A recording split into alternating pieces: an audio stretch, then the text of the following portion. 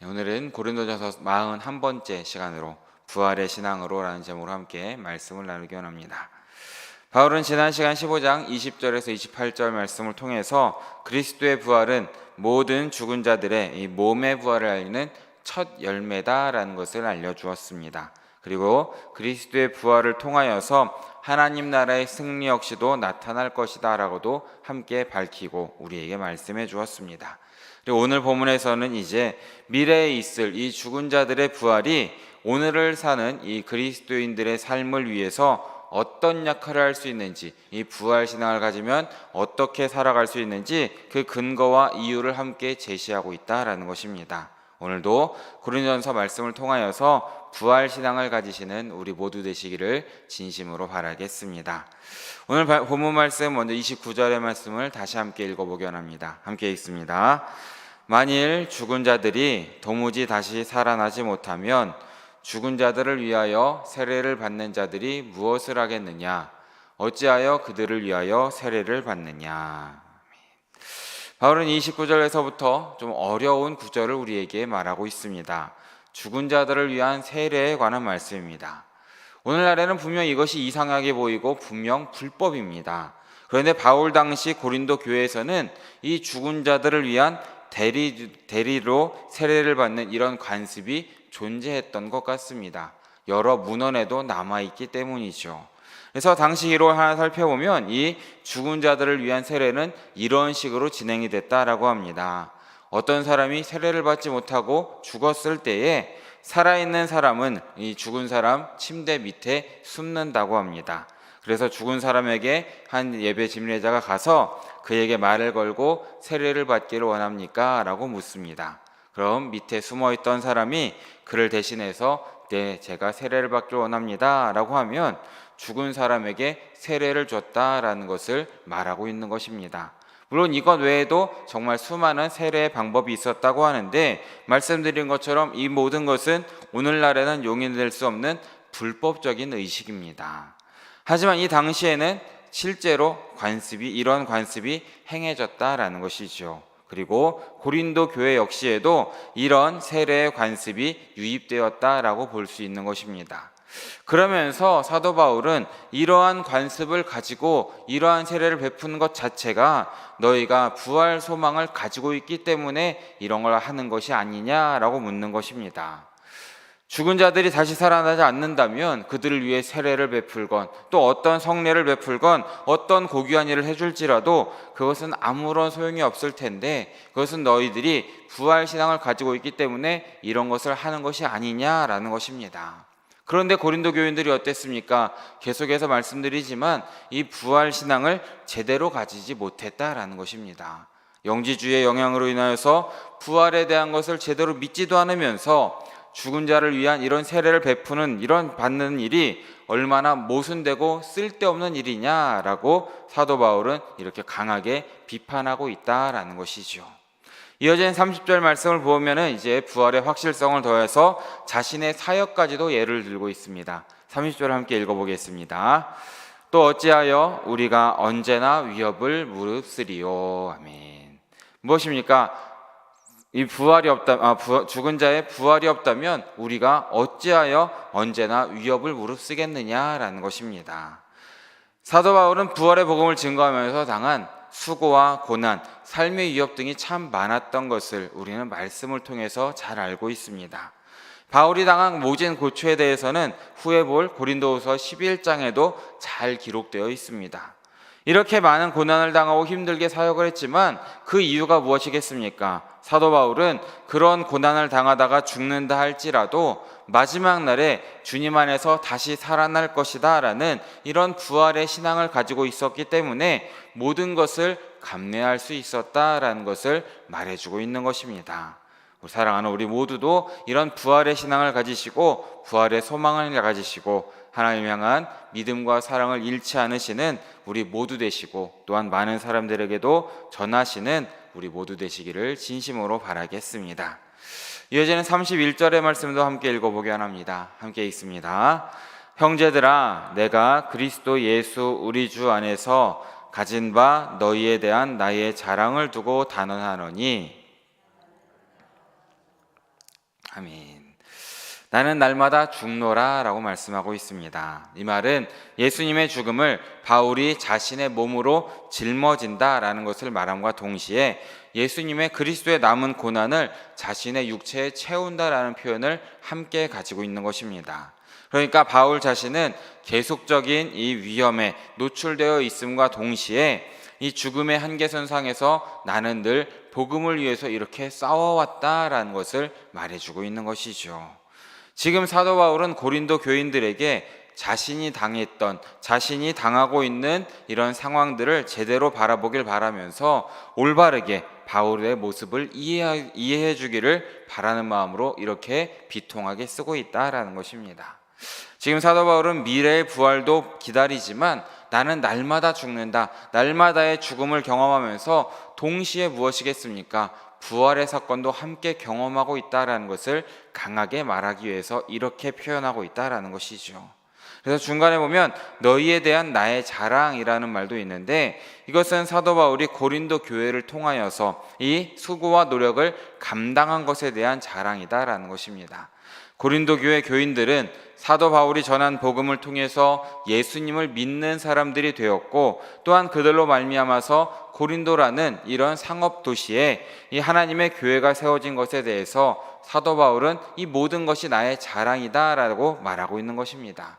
하지만 무엇입니까? 사도 바울은 이 자랑 역시도 나로 인해 된 것이 아니라 예수 그리스도에게 이 모든 능력이 있다라는 것을 함께 고백하면서 고린도 교회 교인들 역시도 자신처럼 예수님을 통한 이 부활의 능력, 부활의 신앙을 가지기를 바라는 마음으로 이렇게 쓰고 있다라는 것을 기억하시길 진심으로 바랍니다. 그러기에 사랑하는 성도님들 역시도 나는 날마다 죽노라라는 믿음을 가지시고 삶 가운데에 예수 그리스도의 십자가를 지시고 예수 그리스도의 부활의 능력을 가지시고 세상을 이기는 믿음으로 살아가시기를 진심으로 바라겠습니다. 여전 32절의 말씀도 함께 읽어보겠습니다. 함께 읽습니다. 내가 사람의 방법으로 에베소에서 맹수와 더불어 싸웠다면 내게 무슨 유익이 있으리요? 죽은 자가 다시 살아나지 못한다면 내일 죽을 터이니 먹고 마시자 하리라. 아멘. 사도 바울은 3차 선교 여행 중에 에베소에서 머물렀던 기간이 3년 정도 되었다라고 전해집니다. 그런데 지금 그곳에서 자신이 경험했던 것을 언급해서 이 고린도 교인들에게 편지를 쓰고 있는 것이죠. 그때 바울은 이제 매우 심각한 위험을 겪어서 마치 사형 선고를 받아 살 소망이 끊어질 정도로 이런 아픔을 겪었다라고 고린도 후서에서는 뒤에 기술하고 있습니다. 그런데 그것을 여기에서 뭐라고 합니까? 사도 바울은 마치 맹수와 더불어 싸웠다라고 표현하고 있는 것입니다. 맹수와 더불어 싸웠다. 근데 이 말씀을 우리가 생각해 보면 콜로세움에서 이런 맹수와 더불어 싸우는 그런 모습을 상상하실 수도 있지만 당시 로마 시민 권자들은 이런 처벌을 할지라도 맹수와 싸우는 이런 콜로세움에서 싸우는 것이 금지되어 있었다라고 합니다. 우리가 알다시피 사도 바울은 로마 시민권자였지요. 그러게 형벌을 받을지라도 이 에베소의 콜로세움에서 맹수와 싸워서 살아남는다라는 이야기는 거의 가능성이 없는 이야기다라는 것입니다. 그래서 이 표현은 비유적인 표현으로 보는 것이 좋을 것 같습니다. 흉폭한 사람을 맹수로 표현하고 있다라는 것입니다. 아마도 에베소에서 많은 흉폭한 사람들로 인하여서 죽음의 위협에 빠지게 되었다라는 것으로 보는 것이 더 좋을 것 같습니다. 근데 이 맨 처음 구절을 보면 사람의 방법이라는 표현을 쓰고 있습니다. 에베소에서 자신을 사지로 몰고 갔던 이런 많은 사람들과 더불어 격렬하게 복음으로 싸웠고 또한 몸싸움을 했던 이 모든 것이 사람의 방법대로 사람의 생각대로 했던 것이라면 바울 자신에게 아무런 유익이 없을 것이다 라고 함께 이야기하고 있는 것입니다. 즉 자신이 인간적인 목적에서 내가 이름을 날리기 위해서 자신의 용감함을 과시하기 위해서 이 생명을 걸고 이런 고난을 감수했다면 무엇입니까? 아무런 유익이 없다. 그것은 아무런 의미가 없다라고 함께 표현하고 있다라는 것입니다. 그러면서 이 마지막에 부활이 없는 그렇다면 내일 죽을 터이니 먹고 마시자라고 외치는 것도 함께 있을 것이다 라고 말하고 있습니다. 이 말씀은 이사야 22장 13절의 말씀을 기억하게 하는데 이사야 22장 13절을 보면 이렇게 기록되어 있습니다. 너희가 기뻐하며 즐거워하여 소를 잡고 양을 죽여 고기를 먹고 포도주를 마시면서 내일 죽으리니 먹고 마시자 하도다 라고 기록하고 있습니다. 이 이사야 말씀 당시 예루살렘의 백성들은 이방 군대가 쳐들어오고 있음에도 불구하고 하나님 앞에 회개하고 이렇게 기도할 생각은 전혀 하지 않고 매일 먹고 마시는 일을 탐닉하다가 심판을 받았던 것을 기억나게 한다라는 것입니다. 바울은 이것이 지금 부활이 없다라고 외치는 사람들은 이런 위기가 있을 것도 있을 수 있으니 이러지 말아야 한다라는 것을 함께 말해주고 있는 것입니다. 그러니까 무엇입니까? 우리도 바울처럼 부활의 신앙을 단단히 붙잡고 고린도 교인들처럼 사는 것이 아니라 이 세상의 삶이나 쾌락을 따라 살아가는 것이 아니라 온전히 하늘을 바라보고 해위에 계신 하나님을 바라보시는 우리 모두 되시기를 진심으로 바라겠습니다. 그러기에 33절 말씀을 보면 속지 말라, 악한 동무들은 선한 행실을 더럽힌다 라고 함께 기록하고 있는 것입니다. 이렇게 부활신앙이 없다라고 말하는 이런 궤변에 속지 말라라고 강하게 말하고 있는 것이죠. 이런 사람들을 따르지 말고 선한 행실을 해야 한다. 악한 동물을 따르지 말고 선한 행실을 행해야 한다라는 것입니다. 그럼 이 선한 행실은 무엇이겠습니까? 34절에서 함께 말하고 있습니다. 34절 말씀을 마지막으로 함께 읽어보겠습니다. 깨어 의를 행하고 죄를 짓지 말라.